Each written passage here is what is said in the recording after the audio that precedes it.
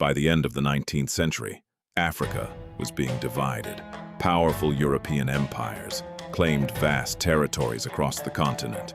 Britain, France, Germany, Belgium, Portugal, and Italy all raced to build colonial empires.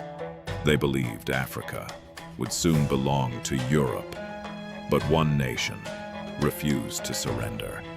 High in the mountains of East Africa, an ancient kingdom still stood. Independent, proud, and ready to fight. That nation was Ethiopia.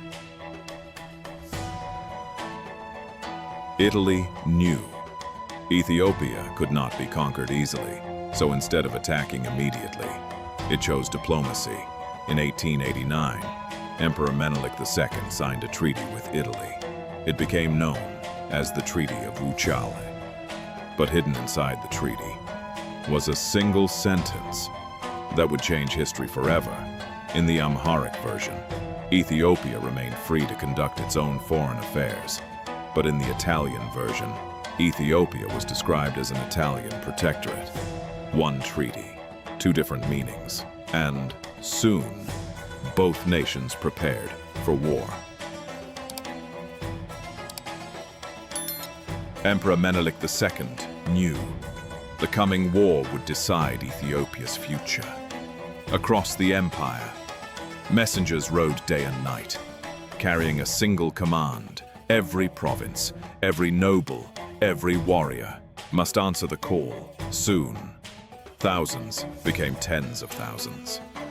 Tens of thousands became an army. Unlike anything Africa had seen, from Shoa, Tigray, Gojam, Wollo, Begemda, and beyond, Ethiopia marched as one nation. Before dawn, on March 1st, 1896, silence covered the mountains of Adwa. Nearly 100,000 Ethiopian soldiers waited for the battle to begin. Across the valley, the Italian army advanced, confident, well-equipped, and certain of victory. But they had made one fatal mistake. They underestimated Ethiopia. As the first light of dawn spread across the mountains of Adwa, the battle began. The thunder of rifles echoed through the valleys.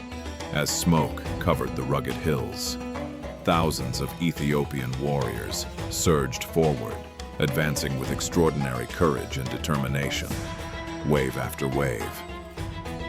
They descended from the mountains, fighting with rifles, spears, and traditional shields.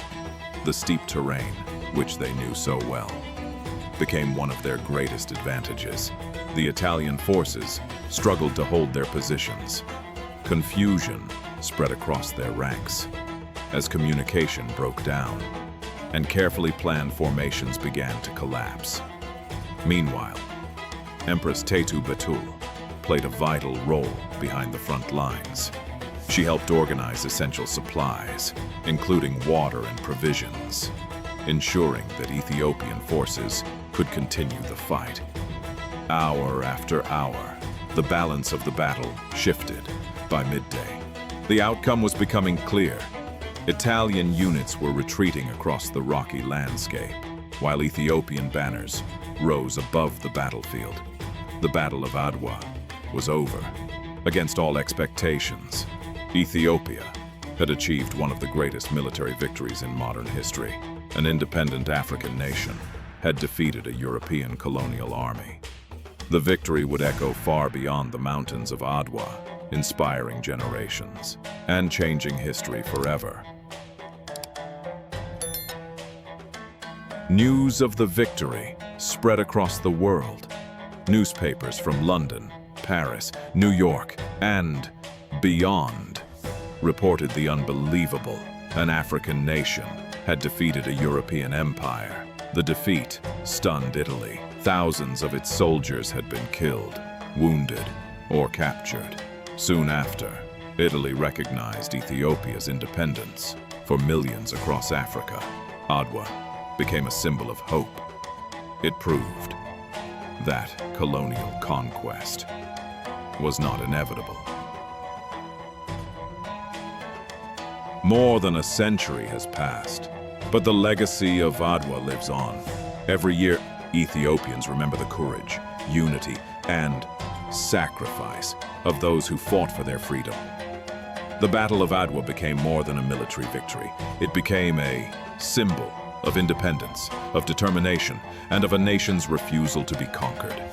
Today, the mountains of Adwa still stand, silent witnesses to one of the greatest victories in African history. And perhaps the greatest battles are not fought for power, but for freedom. History is shaped by those who refuse to surrender.